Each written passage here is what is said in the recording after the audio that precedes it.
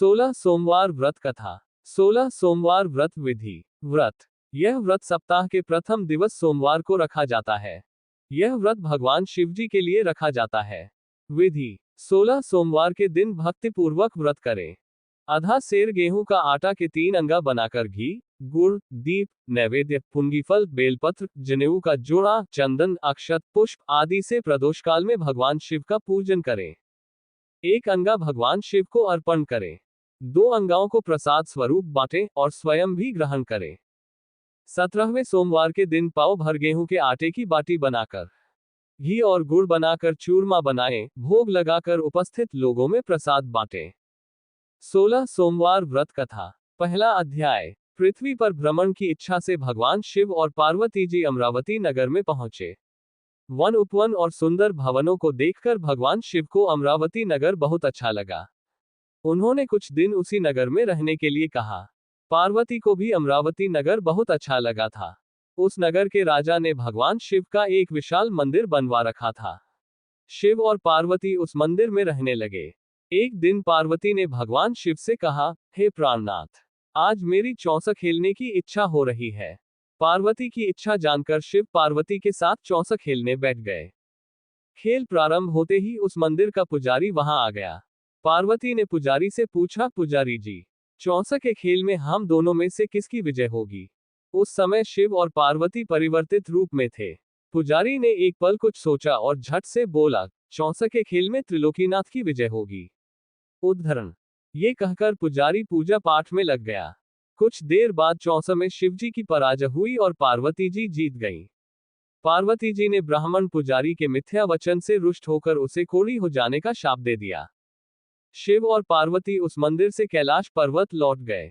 पार्वती के शाप से कुछ ही देर में ब्राह्मण पुजारी का सारा शरीर कोढ़ से भर गया। नगर के स्त्री पुरुष उस पुजारी की परछाई से भी दूर दूर रहने लगे।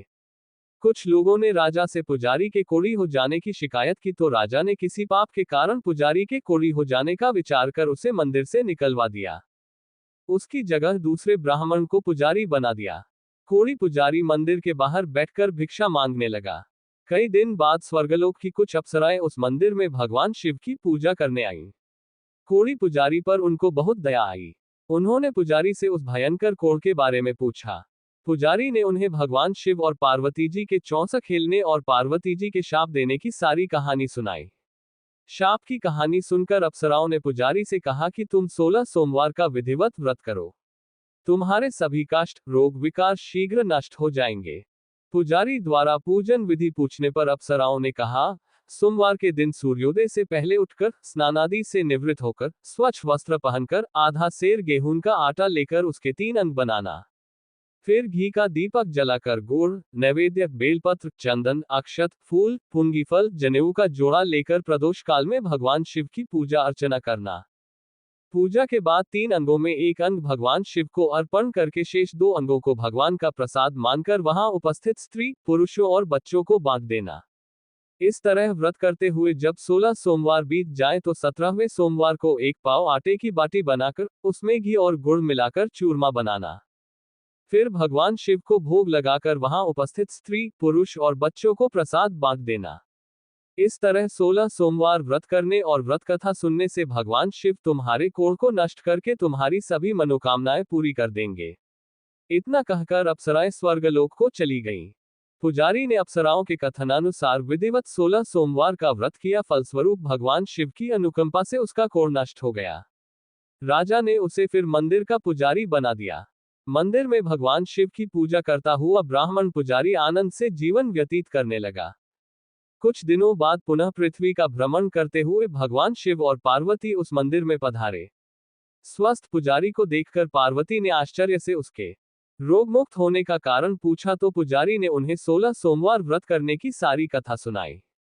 दूसरा अध्याय। पार्वती जी भी व्रत की बात सुनकर बहुत प्रसन्न हुई और उन्होंने पुजारी से इसकी विधि पूछकर स्वयं 16 सोमवार का व्रत प्रारंभ किया।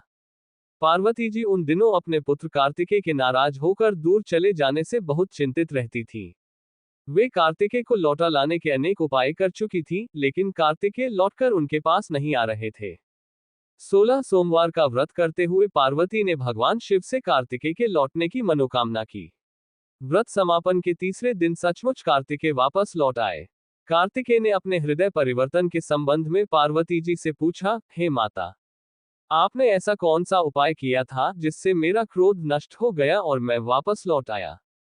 तब पार्वती जी ने कार्तिकेय को 16 सोमवार के व्रत की कथा कह सुनाई।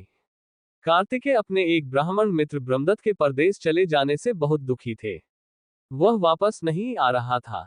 उसको वापस लौटाने के लिए कार्तिकेय ने 16 सोमवार का व्रत करते हुए ब्रह्मदत्त के वापस लौट आने की कामना प्रकट की। व्रत के समापन के कुछ दिनों के बाद मित्र लौट आया। ब्रह्मदत्त ने लौटकर कार्तिकेय से कहा, प्रिय मित्र, तुमने ऐसा कौन सा उपाय किया था जिससे परदेश में मेरे विचार एकदम परिवर्तित हो गए और मैं तुम्हारा स्मरण करते हुए लौट आया। कार्तिकेय ने अपने मित्र को भी 16 सोमवार के व्रत की कथा विधि कह सुनाई। ब्राह्मण मित्र व्रत के बारे में सुनकर बहुत खुश हुआ। उसने भी व्रत करना शुरू कर दिया। 16 सोमवार व्रत का समापन करने के बाद ब्रह्मदत्त यात्रा पर निकला। कुछ दिनों बाद ब्रह्मदत्त एक नगर में पहुंचा। नगर के राजा हर्षवर्धन की बेटी राजकुमारी गुंजन का स्वयंवर हो रहा था। उस स्वयंवर में अनेक राज्यों के राजकुमार आए थे। स्वयंवर में राजा हर्षवर्धन की हथिनी जिसके गले में जयमाला डाल देगी, उसी के साथ राजकुमारी का विवाह होना था। ब्रह्मदत्त भी उत्सुकतावश महल में चला गया। वहां कई राज्यों के राजकुमार बैठे थे। तभी एक सजी धजी हथिनी सूट में जयमाला लिए वहां आई। उस हथिनी के पीछे राजकुमारी गुंजन दुल्हन की वेशभूषा में चल रही थी। हथिनी ने ब्रह्मदत्त के गले में जयमाला डाल दी, फलस्वरूप राजकुमारी का विवाह ब्रह्मदत्त से हो गया। 16 सोमवार व्रत के प्रभाव से ब्रह्मदत्त का भाग्य बदल गया। ब्रह्मदत्त को राजा ने बहुत सा धन और स्वर्ण आभूषण देकर विदा किया। अपने नगर में पहुंचकर ब्रह्मदत्त आनंद से रहने लगा। एक दिन उसकी पत्नी गुंजन ने पूछा, हे प्राणनाथ, आपने कौन सा शुभ कार्य किया था जो उस हथिनी ने राजकुमारों को छोड़कर आपके गले में जयमाला डाल दी। ब्रह्मदत्त ने 16 सोमवार व्रत की सारी कहानी बता दी। अपने पति से 16 सोमवार का महत्व जानकर राजकुमारी गुंजन ने पुत्र की इच्छा से 16 सोमवार का व्रत किया। निश्चित समय पर भगवान शिव की अनुकंपा से राजकुमारी के एक सुंदर व स्वस्थ पुत्र उत्पन्न हुआ। पुत्र का नामकरण गोपाल के रूप में हुआ। दोनों पति पत्नी सुंदर पुत्र को पाकर बहुत खुश हुए। पुत्र ने भी मां से एक दिन प्रश्न किया कि मैंने तुम्हारे ही घर में जन्म लिया, इसका क्या कारण है। माता गुंजन ने पुत्र को 16 सोमवार व्रत की जानकारी दी और कहा कि भगवान शिव के आशीर्वाद से ही मुझे तुम जैसा गुणी व सुंदर पुत्र मिला है। व्रत का महत्व जानकर गोपाल ने भी व्रत करने का संकल्प किया। गोपाल जब 16 वर्ष का हुआ तो उसने राज्य पाने की इच्छा से 16 सोमवार का विधिवत व्रत किया। व्रत समापन के बाद गोपाल घूमने के लिए समीप के नगर में गया। उस नगर के राजा के महामंत्री राजकुमार के विवाह के लिए सुयोग्य वर की तलाश में निकले थे। राजा ने गोपाल को देखा तो बहुत प्रसन्न हुए। फिर गोपाल से उसके माता पिता के संबंध में बातें करके उसे अपने साथ महल में ले गए। वृद्ध राजा ने गोपाल को पसंद किया और बहुत धूमधाम से राजकुमारी का विवाह उसके साथ कर दिया। 16 सोमवार के व्रत करने से गोपाल महल में पहुंचकर आनंद से रहने लगा। तृतीय अध्याय। 2 वर्ष बाद राजा का निधन हो गया तो गोपाल को उस नगर का राजा बना दिया गया। इस तरह 16 सोमवार व्रत करने से गोपाल की राज्य पाने की इच्छा पूर्ण हो गई। राजा बनने के बाद भी गोपाल विधिवत 16 सोमवार का व्रत करता रहा। व्रत के समापन पर 17वें सोमवार को गोपाल ने अपनी पत्नी मंगला से कहा कि व्रत की सारी सामग्री लेकर वह समीप के शिव मंदिर में पहुंचे।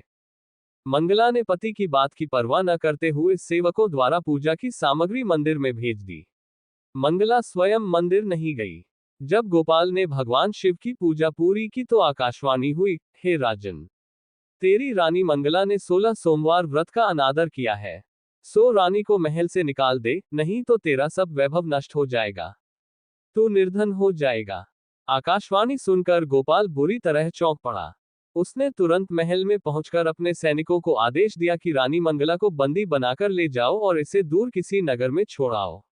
सैनिकों ने राजा की आज्ञा का पालन तत्काल कर दिया। मंत्रियों ने राजा से प्रार्थना की कि वे रानी को अन्यत्र न भेजें।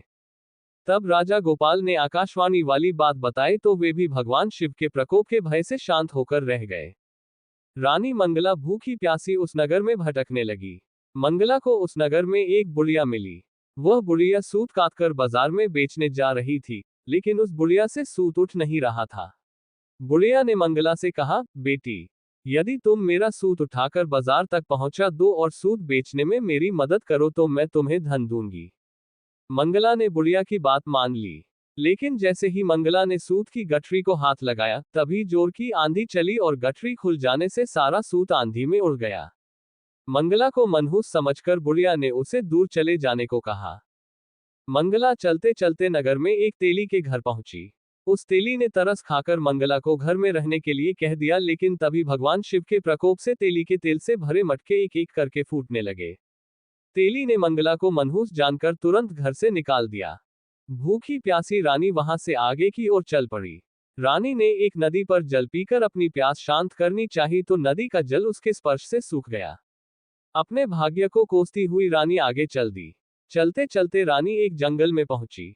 उस जंगल में एक तालाब था। उसमें निर्मल जल भरा हुआ था। निर्मल जल देखकर रानी की प्यास तेज हो गई। जल पीने के लिए रानी ने तालाब की सीढ़ियां उतरकर जैसे ही जल को स्पर्श किया, तभी उस जल में असंख्य कीड़े उत्पन्न हो गए। रानी ने दुखी होकर उस गंदे जल को पीकर अपनी प्यास शांत की। दोपहर की धूप से परेशान होकर रानी ने एक पेड़ की छाया में बैठकर कुछ देर आराम करना चाहा तो उस पेड़ के पत्ते पल भर में सूखकर बिखर गए। रानी दूसरे पेड़ के नीचे जाकर बैठी तो उस पेड़ के पत्ते भी गिर गए। रानी तीसरे पेड़ के पास पहुंची तो वह पेड़ ही नीचे गिर पड़ा। पेड़ों के विनाश को देखकर वहां पर गायों को चराते ग्वाले बहुत हैरान हुए। ग्वाले मनहूस रानी को पकड़कर समीप के मंदिर में पुजारी जी के पास ले गए। रानी के चेहरे को देखकर ही पुजारी जान गए कि रानी अवश्य किसी बड़े घर की है। भाग्य के कारण दर दर भटक रही है। पुजारी ने रानी से कहा, पुत्री, तुम कोई चिंता नहीं करो, मेरे साथ इस मंदिर में रहो, कुछ ही दिनों में सब ठीक हो जाएगा। पुजारी की बातों से रानी को बहुत सांत्वना मिली। रानी उस मंदिर में रहने लगी, लेकिन उसके भाग्य में कोई परिवर्तन नहीं हुआ।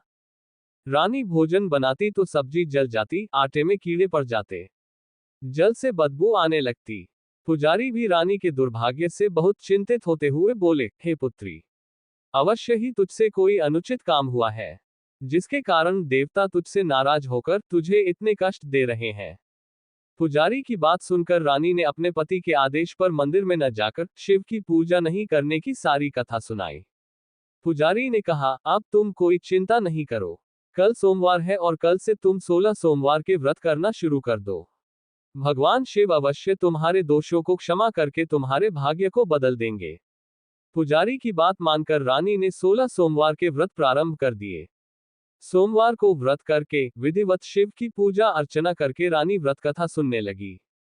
जब रानी ने 17वें सोमवार को विधिवत व्रत का समापन किया तो उधर उसके पति राजा गोपाल के मन में रानी की याद आई। गोपाल ने तुरंत अपने सैनिकों को रानी मंगला को ढूंढ कर लाने के लिए भेजा। रानी को ढूंढते हुए सैनिक मंदिर में पहुंचे और रानी से लौटकर चलने के लिए कहा। पुजारी ने सैनिकों से मना कर दिया और सैनिक निराश होकर लौट गए। उन्होंने लौटकर राजा को सारी बातें बताईं। राजा गोपाल स्वयं उस मंदिर में पुजारी के पास पहुंचे और रानी को महल से निकाल देने के कारण पुजारी जी से क्षमा मांगी। पुजारी ने राजा से कहा, ये सब भगवान शिव के प्रकोप के कारण हुआ है, इसलिए रानी अब कभी भगवान शिव की पूजा की अवहेलना नहीं करेगी। पुजारी जी ने समझाकर रानी मंगला को विदा किया। राजा गोपाल के साथ रानी मंगला महल में पहुंची। महल में बहुत खुशियां मनाई गईं। पूरे नगर को सजाया गया। लोगों ने उस रात दिवाली की तरह घरों में दीपक जलाकर रोशनी की। ब्राह्मणों ने वेद मंत्रों से रानी मंगला का स्वागत किया। राजा ने ब्राह्मणों को अन्न, वस्त्र और धन का दान दिया। नगर में निर्धनों को वस्त्र बांटे गए। रानी मंगला 16 सोमवार का व्रत करते हुए महल में आनंद पूर्वक रहने लगी। भगवान शिव की अनुकंपा से उसके जीवन में सुख ही सुख भर गए। 16 सोमवार के व्रत करने और कथा सुनने से मनुष्य की सभी मनोकामनाएं पूरी होती हैं और जीवन में किसी तरह की कमी नहीं होती है। स्त्री पुरुष आनंद पूर्वक जीवन यापन करते हुए मोक्ष को प्राप्त करते हैं। आरती। ओम जय शिव ओकारा, स्वामी हर शिव ओकारा, ब्रह्मा विष्णु सदाशिव अर्धांगी धारा। जय शिव ओकारा। एकानंद चतुरानंद पंचानन राज।